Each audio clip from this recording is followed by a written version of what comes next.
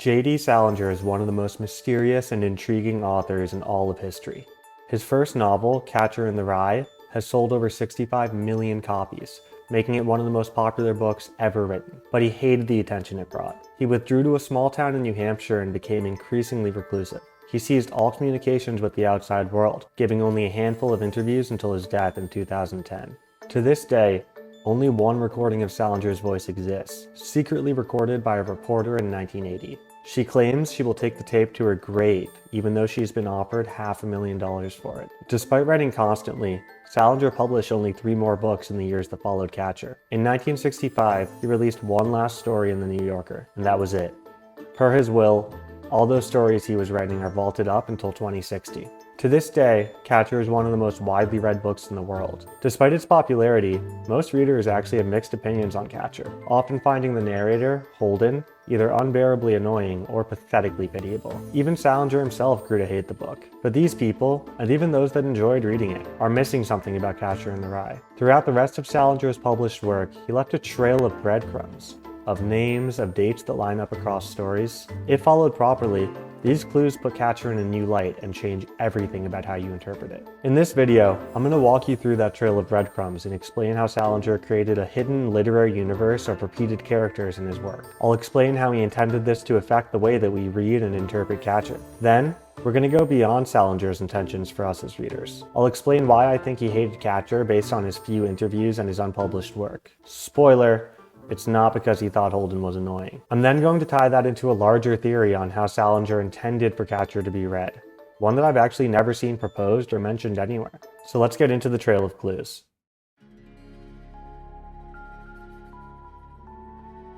So I said earlier that Salinger didn't publish that much. As a budding writer, he published a good amount of stories in magazines. Commercially, he did Cather, which was a real novel, and then a set of 9 stories, some collected from previous publications and some new. Then he released Franny and Zooey, which is a short story and a novella. And then he released Raise High the Roof Beam Carpenters / Seymour an Introduction, which is 2 novellas sold together. You've probably heard of most of these publications, but there's one that you might have missed. His last published novellas, Raise High the Roof Beam's Carpenter and Seymour an Introduction, was received tepidly and has largely been forgotten since then. It's dense and odd and quite frankly would be boring to all but the most dedicated Salinger fans. But for those fans, these novellas contain the most important details of all of Salinger's work.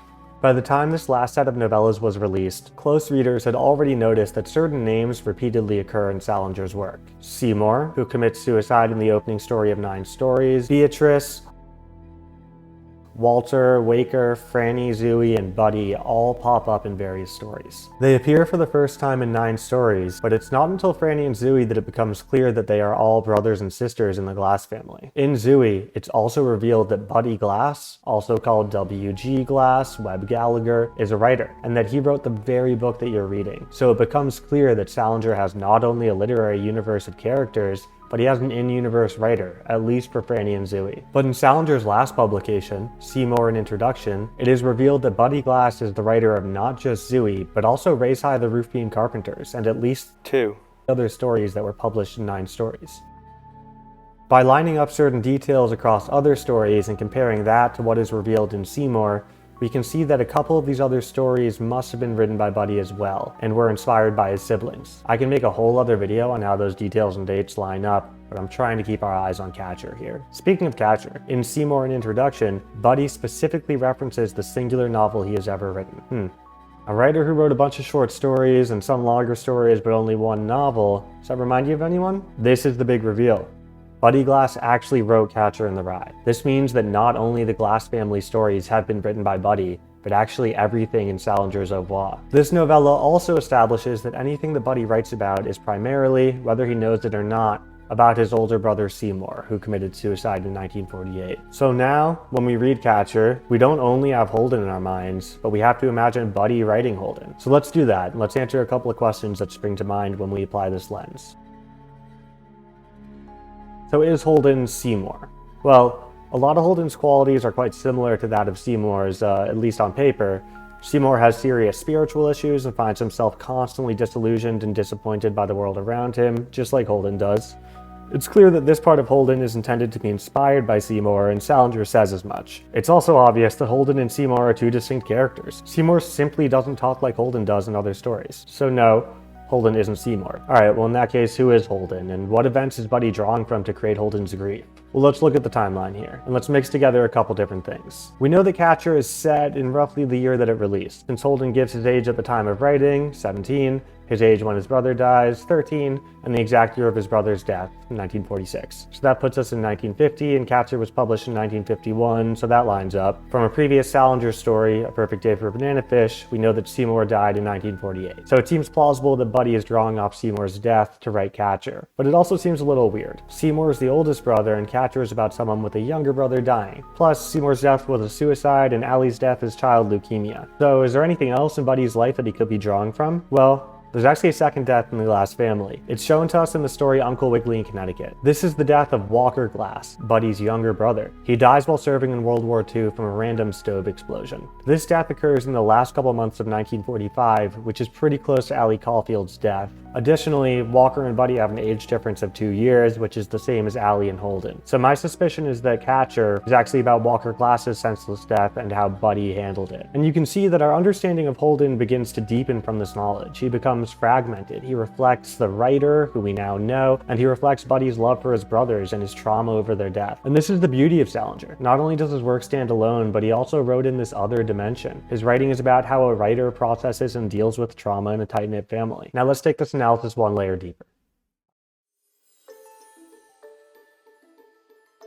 I've been talking about the Glass family this entire time, but if you only read Cather, you only know about the Caulfield family. Holden, Allie, who died, Phoebe, his younger sister, and his older brother, the phony writer D.B. Caulfield. They have a lot of similarities to the Glass family. So why does Salinger dedicate only one book to them and then everything else to the Glass family? And why does Salinger seem to resent the book that allowed him to spend his life doing what he loved? I have a theory here. Actually, two theories. They draw not only from what Salinger published, but also the stories that he didn't publish. Sorry, Jerry, I guess those vaults weren't as tight as they seemed. The first theory is that the Caulfield family was Salinger's prototype for the concept of a literary universe, but he didn't like what he did with it in the end, and he ultimately chose to start anew with the Glass family. If you look at the publication timing of Salinger's work, you can see that Cather is the last in a series of stories about Holden written throughout the early 40s, with various family members with shifting names and shifting stories. Around 1946, which is the year that the first complete manuscript of Cather was seen by publishers, Salinger abruptly stopped writing about the Caulfield family and began writing the stories that would eventually become 9 stories. Around this time, Salinger wrote Hemingway a letter in which he states that he had written a couple more of his incestuous stories, assumedly referring to the creation of the Glass family concept. I believe that the reason for this publication pattern is that once Salinger got the Glass family concept crystallized, he wanted it to be the only thing he had ever published.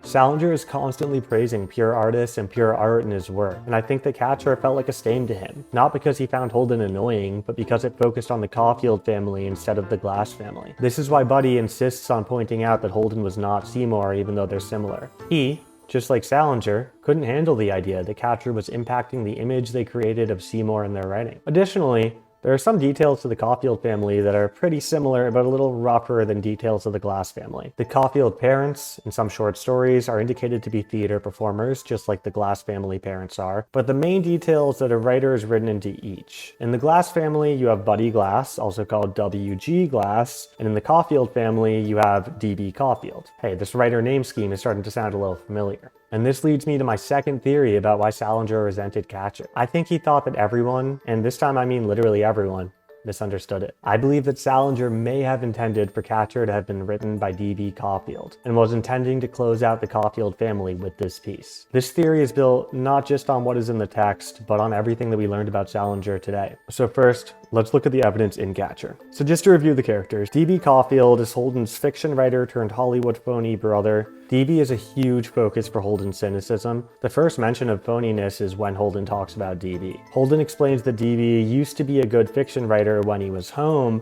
but he moved out to Hollywood to be a prostitute.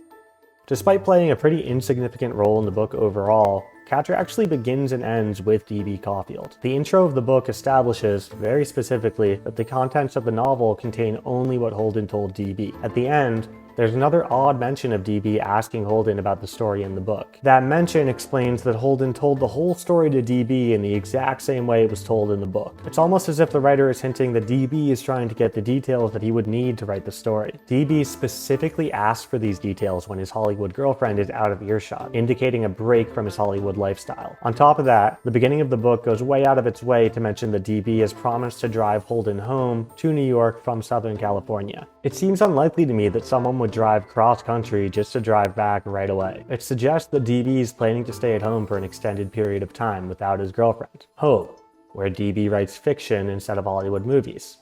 In the timing of the story, it would make a lot of sense for DB to immediately write Cather after getting back from Southern California. It would also help explain the odd writing style of Cather. Cather is written in Holden's slangy stream of consciousness, as if the information is being pulled out of Holden and told to someone else. Additionally, Salinger did publish Caulfield family stories from DB's perspective elsewhere, though the character was named Vincent at the time. It seems possible to me that Salinger's frustration with Cather is that no one noticed this, and he felt like he had failed as a writer. It might sound insane to think that this has been overlooked for over 70 years, but I guess my real question is, knowing what we know about Salinger and his writing patterns, why would we think that Holden wrote Cather when there's a perfectly good writer already woven into the story? There's another quote from Salinger that keeps me up at night. It's from that same interview where the interviewer secretly recorded Salinger in 1980. The reporter, who is very persistent and pretty annoying, keeps asking if Cather will ever have a sequel, maybe one where Holden grows up. Salinger keeps responding, increasingly annoyed, that she should just read the book. He says, "Read the book again.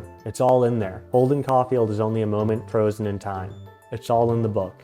There's no more to Holden Caulfield." When pressed further, he says, I don't know. I've just let it all go. I don't know about Holden anymore." It makes me sad to imagine that Salinger felt that Cather was misunderstood. I know he wouldn't have liked me reading through all of his unpublished work. I know that he would have called it snooping, but I hope that I was able to change the way that you look at Cather. And if you don't believe my theories, well, I would say just read the book. It's all in there. Please like and sub. Drop any questions in the comments and I'll respond, and let me know if you want me to make more about Salinger or the Glass family. For me, this is really just scratching the surface. I've got a lot more to talk about.